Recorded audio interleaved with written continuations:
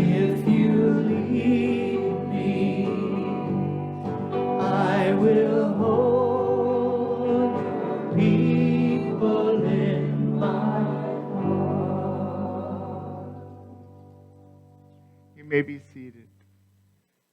Now, in honor of that call, our assistant minister, youth director, is going to lead the message today. And it is such an honor for us to be part of the community to support Leslie as she's pursuing to be an ordained minister.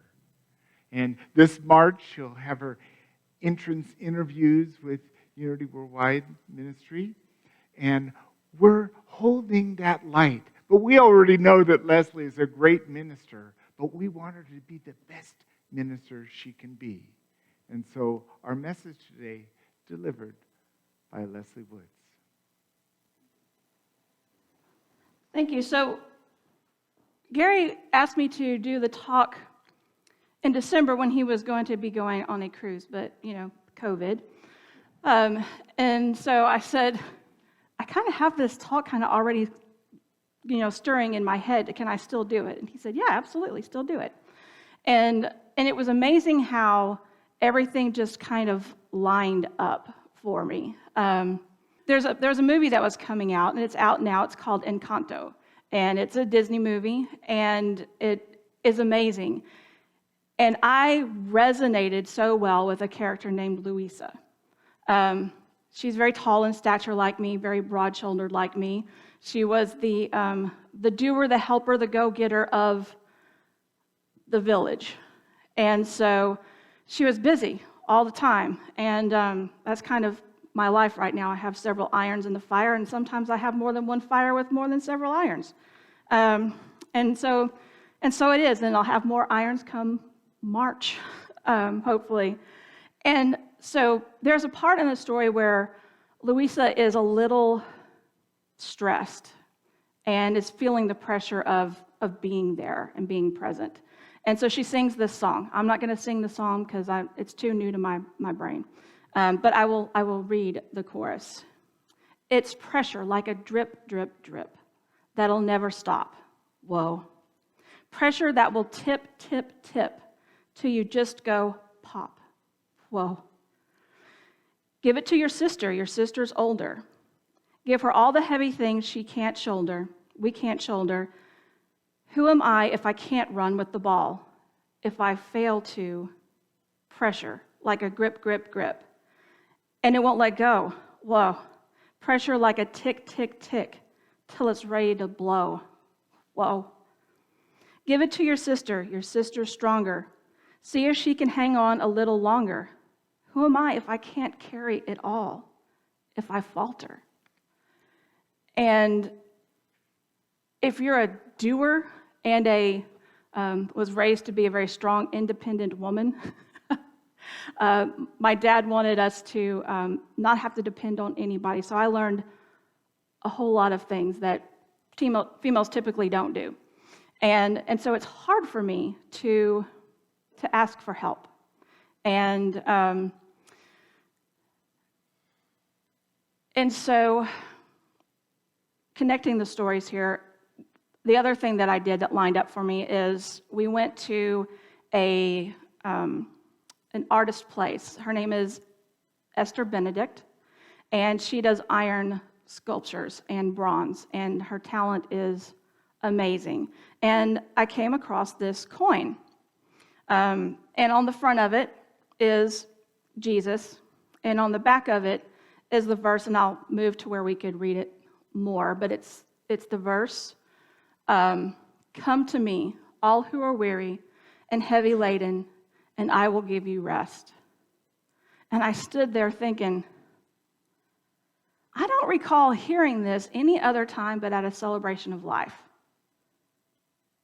And we kind of don't need it then. Because we're in our eternal self, we're in our eternal light, and we're good. But in ourselves right now, when in our container bodies, I think this is more prevalent for us today, that we need to rest and that it's okay to rest. and you shouldn't have any guilt about resting. And the verse goes further, "Take my yoke upon you and learn from me, for I am gentle and humble in heart. And you will find rest for your souls, for my yoke is comfortable and my burden is light." And this is Jesus, our way shower, from the book of Matthew. And it speaks volumes to me because the yoke is a mechanism where two farm animals will work together. And you kind of have to work together, or it's not going to be pretty. Either something will fall apart, or the rows that they're plowing are going to do this. And so I thought, the Christ in us, when we work together with it, provides so much rest for us. We can't do it the other way. It can't be the Christ all by itself, because that creates some disconnect. It can't be just us by ourselves, because we'll get tired and think there's no hope. But when we're bridled together, it brings forth this power that you have to be able to know that you can rest and still do what is yours to do. And so one of my favorite Unity ministers, and is he a minister? Yes. And thank you. And authors, Eric Butterworth is like my hands down favorite. And so this is one of his from In the Flow of Life, and that's probably so far my favorite book. "The light you seek is not somewhere else, but where you are. Don't ask God to guide you or beg God to make a choice for you. Instead, affirm that you are in the flow of light, and God is the light. You are in it. It is in you. It is the reality of you." And we talk so much about coming to the Christ within. And I think there's this full circle, a continuum of Christ within and Christ out, because there's no spot that God is not. And so when we look at the person next to you, the Christ presence is right there. You don't need to look any further. And knowing that we're there for each other to provide rest is such a gift, that you can be at your wit's end. You could be that strong, independent woman that doesn't ask for help as often as she should. And you get these Christ angels that are willing to help you with a car so that you don't have to make the time, find the time to do it. That you have one of the Christ angels that's willing to, in a car with the two front doors that won't open. They will not. So to get in and to get out, you have to put the seat down, crawl in the back seat, go around with the legs, and on these legs, that's hard to do, and crawl in and get in. And so one of my Christ angels was willing to do that. And when you are aware of this inner Christ, you're able to recognize the Christ in somebody else when it's being provided rest for you. Sometimes that Christ comes in this loving, ever so gentle voice that tells you, "Leslie, just because you can doesn't mean you should." That's hard for me to, it's hard, but I do. And so while I was at the place that had the coin, she has a bronze sculpture in the back of Jesus. It's life-size, so you could sit down on this bronze tree stump. You could put your hands in his hands and look into his eyes. And let me tell you, I cannot sit there more than 30 seconds or I'm going to be just blubbering, because I'm in so awe that there can be a heap of metal created in such a way, guided by Spirit, that Spirit can permeate through that metal into you and back and forth. It's amazing.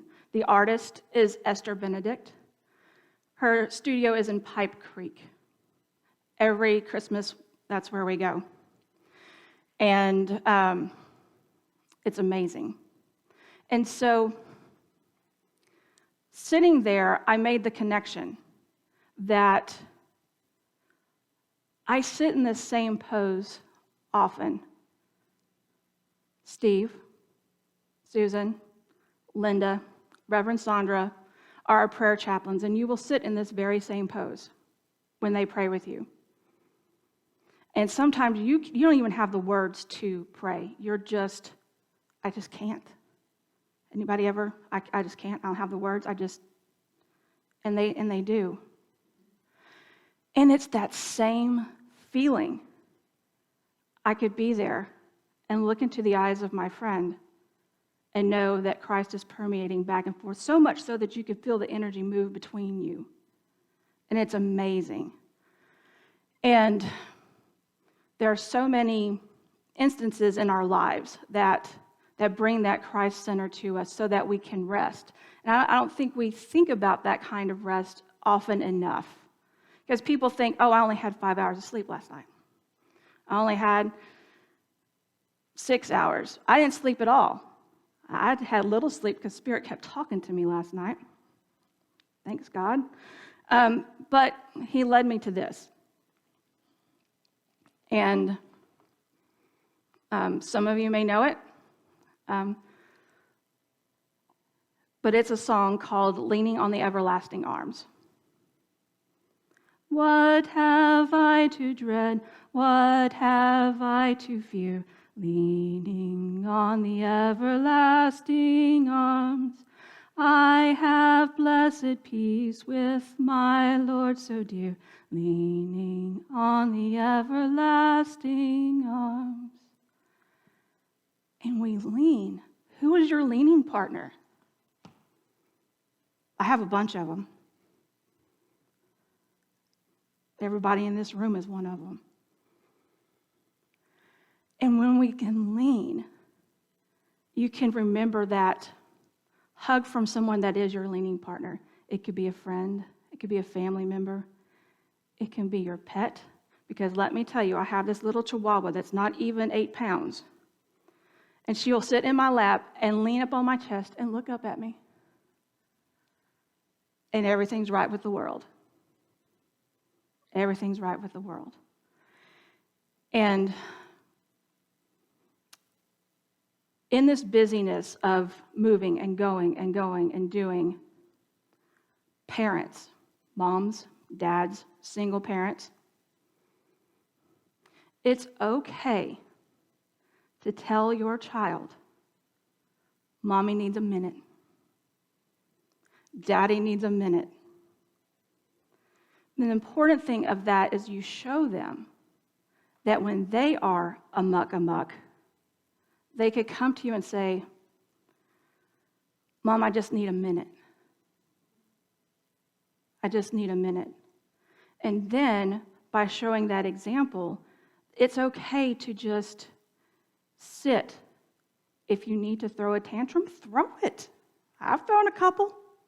It's okay. Nobody's going to get mad. God's not going to get mad. Preferably not to do it in the middle of H-E-B or Walmart. Because I had one of my toddlers that I fostered, we went to the jumpy place. And on our way out, she didn't want to leave. And she was just so sad that we were leaving the jumpy place. Full on, full throttle, legs and arms screaming, temper tantrum on the floor, loud as loud could be.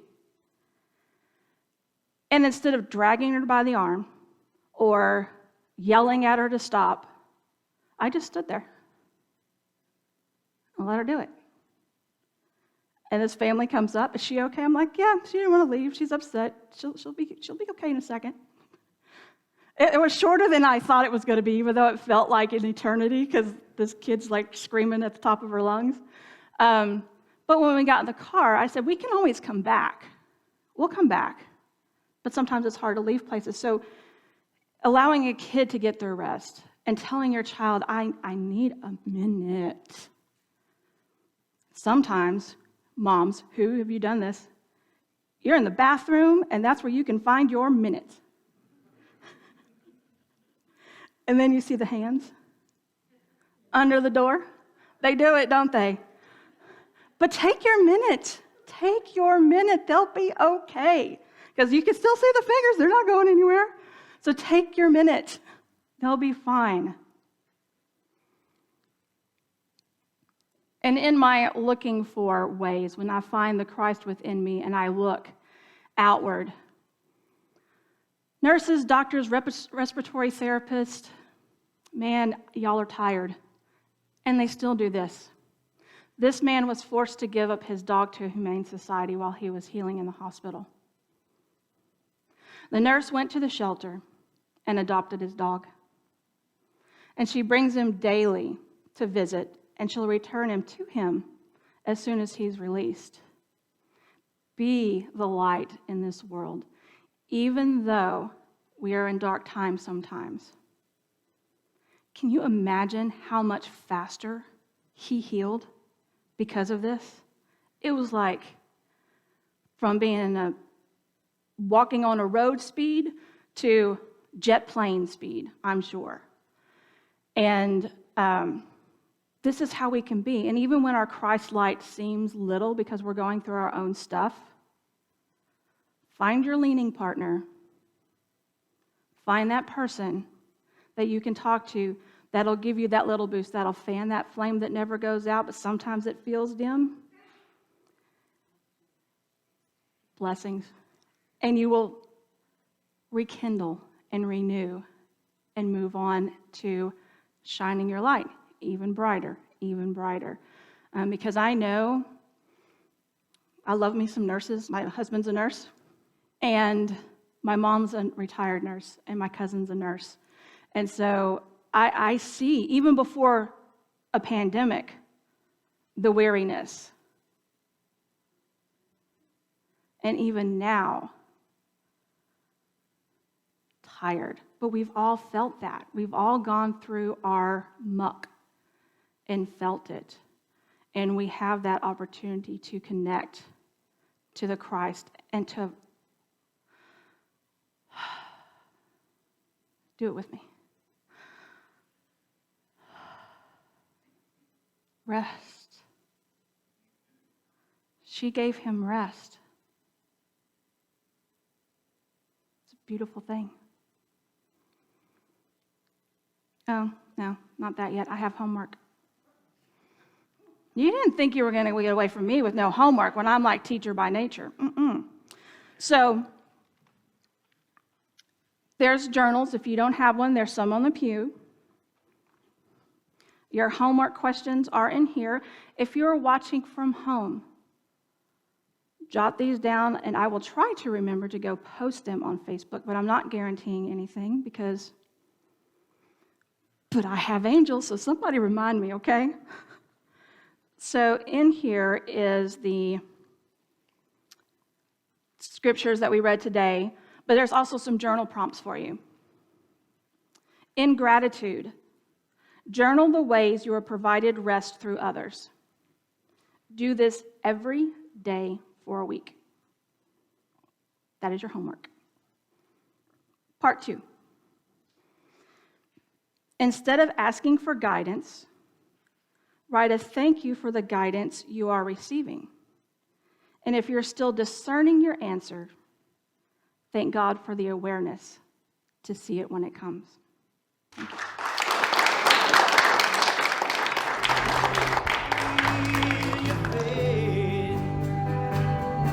Step out on the water, release your faith. Every step is stronger. Step out on the water.